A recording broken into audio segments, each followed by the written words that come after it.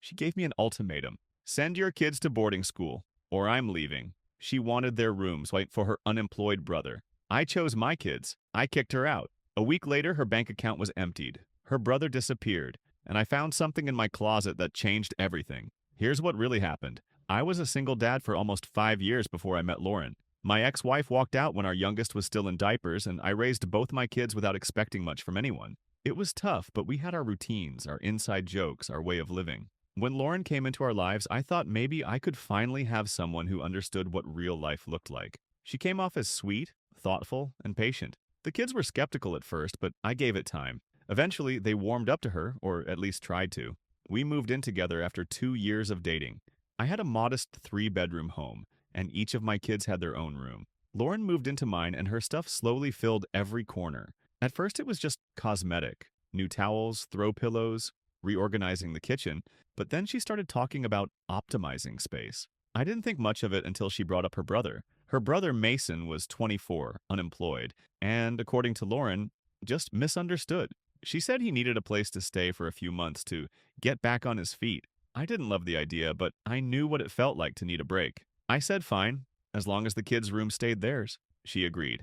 Mason moved in with 2 duffel bags, a guitar, and zero intention of helping around the house. He ate constantly, left dishes everywhere, and stayed up gaming until 3 a.m. He never contributed to groceries or bills, and Lauren constantly made excuses for him. He's just adjusting, she said. He's trying to figure himself out. Meanwhile, I was working overtime to keep things stable, and my kids were the ones getting shortchanged. My daughter started sleeping on the couch because Mason's late-night yelling kept her up. My son asked me more than once when he was leaving. One Saturday morning, Lauren cornered me in the kitchen. She had this weird calm in her voice, like she'd rehearsed what she was going to say. She told me she thought it was best if the kids went to boarding school. I stared at her like she'd lost her mind. She explained that it would be a win-win. The kids would have a structured environment, Mason could take their rooms, and we'd finally have space to grow as a couple. She went on about how they'd come back during holidays and that it wouldn't be forever. I didn't even respond. I just walked away. She brought it up again that night, and again 2 days later. It wasn't a suggestion anymore. It was an ultimatum. Either I sent my kids away or she'd leave. So I let her leave. I packed her bags myself and left them by the door. I told her it was over, and she acted shocked, like I was the unreasonable one. Mason didn't even look up from his video game as she yelled in the driveway. She stormed off and said I'd regret it, that I was throwing away a future because I was too attached to my baggage. I spent the next week putting things back together. My daughter moved back into her room. My son smiled for the first time in weeks. I changed the locks, then came the twist. A few days later, I got a call from Lauren's mother. She was in full panic mode. Apparently, Mason had access to Lauren's online banking. When she left, she forgot to lock him out of her accounts. The second she was gone, he drained everything: checking, savings, even a shared credit card she had with her mom. Cleaned her out and vanished. She hadn't heard from him since. That was the last I heard from Lauren, too. She stopped calling, stopped texting, just disappeared from our lives completely, and honestly, that was the biggest relief of all. After Lauren left and Mason ran off with her money, I thought that was the end of it. I didn't expect anything more from either of them, and for a couple of weeks it felt like we could finally breathe again. The house was calmer. The kids were lighter. I went back to my routines, making breakfast before school, checking homework at night, fixing things around the house I'd put off during the chaos. Then, 2 weeks after the blow-up, I came home from work and found a note taped to the front door. No envelope. Just my name written in thick red marker. The handwriting was definitely hers. Inside was a single page, printed. No apology, no explanation. Just a list of shared property she said she wanted to collect. Clothes, kitchen stuff, some books, and a request to preserve a small safe we kept in the closet. Thing is, that safe wasn't hers. It was mine. I bought it years ago to store documents. Passports, insurance, and a few old flash drives with backup data from when I used to freelance. It wasn't valuable in the way she thought. She never once showed interest in it while we lived together. Suddenly, she was asking to make sure I didn't damage it. That set off alarms. I went to the closet, unlocked the safe, and started digging.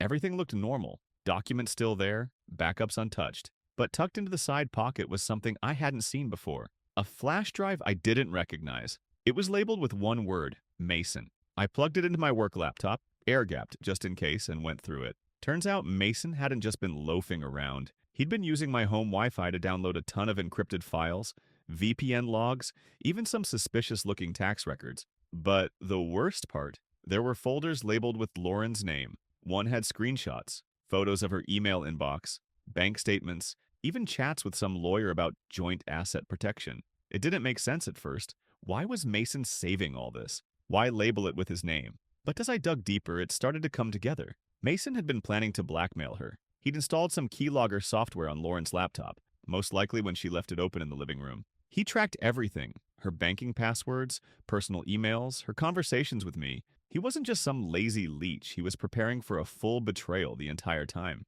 I kept digging and found screenshots of crypto wallet logins, messages between Lauren and someone she referred to as C, talking about liquidating some funds and restarting in Miami. And one message stood out more than any of the others. Lauren had texted someone a week before the breakup saying, "If you won't send the kids away, we'll make sure they don't stay long."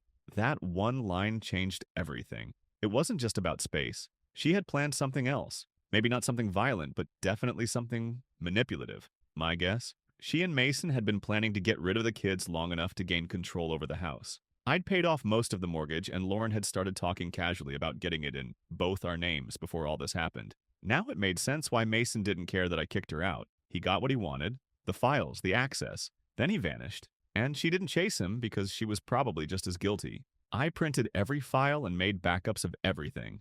2 days later, Lauren came by. She showed up acting calm, asking for her stuff. I told her I boxed up what was hers and left it on the porch. She kept trying to talk to me, standing by the door like she was expecting something more. I handed her the box and told her not to come back. She asked about the safe. I told her I changed the code. That's when she got nervous. Said she forgot something in there. I told her I didn't keep anything that wasn't mine. The next day, I got an email from a lawyer. She wanted to revisit some financial matters. I didn't even respond. Instead, I forwarded all the files to my own attorney. This wasn't over. I could feel it, but I wasn't scared of her anymore. If anything, I was angry that I'd let her anywhere near my kids. She thought I was just some tired single dad desperate for love. She forgot I had boundaries and backups.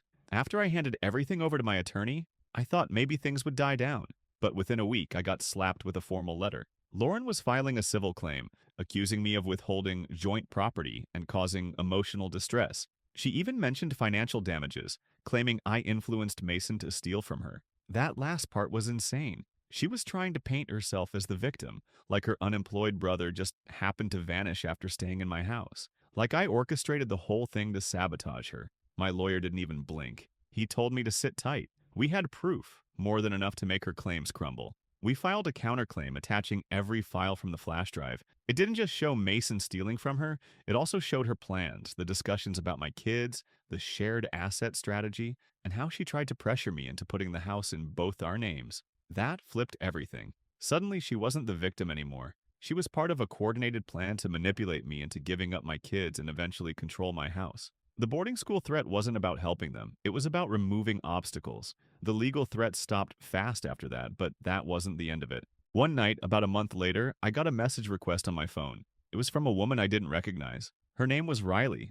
Turns out she was Mason's ex. She said she found my number after digging through some of Mason's old accounts and needed to talk. I ignored it at first. Then she messaged again and dropped a bomb. "I think Mason used your house to launder stolen money. I have proof." That got my attention. We met at a public coffee shop. She brought her old laptop. Apparently, Mason had been in trouble before. Credit card fraud, online scams, even some shady crypto stuff. He was under investigation a couple years ago, but the charges didn't stick. According to her, the reason he moved in with Lauren and me wasn't just because he was broke. It was because he was hiding. He'd switched locations, changed usernames, started fresh, and my Wi-Fi? That was part of his cover. She showed me screenshots of messages between Mason and someone named Miro. The plan was to use my home as a base while he moved money around. Lauren might not have known at first, but the text suggested that by the time I kicked her out, she was definitely aware. She just didn't care anymore, as long as there was something in it for her. Riley said she went to the police months ago, but no one followed up. After he stole from Lauren and disappeared, she figured someone else might finally have enough evidence to do something about it. I sent everything to my lawyer again. He forwarded it to the authorities. 2 weeks later, I got a call from a financial crimes investigator. They were building a case. Mason wasn't just on their radar. He was officially a suspect. That was the final straw. I tightened up everything, changed all passwords, upgraded home security, froze credit reports, and got a forensic tech guy to scrub my home network. The kids knew something serious had gone down, but I didn't tell them everything. I just told them that no one else would ever be living with us again. A few months passed. No more messages, no more letters. Mason was gone. Lauren disappeared too. I heard through someone that she moved out of state. The lawyer never followed up. I think they knew the case was garbage. Life finally settled. It wasn't perfect, but it was ours again. I didn't need a relationship. I didn't need to explain myself. My kids still had their rooms, their routines, and their father, someone who chose them over everything else, no matter how messy it got. People think betrayal only happens when someone cheats. But sometimes the worst betrayal is when someone tries to steal your peace, your trust, and your family one demand at a time.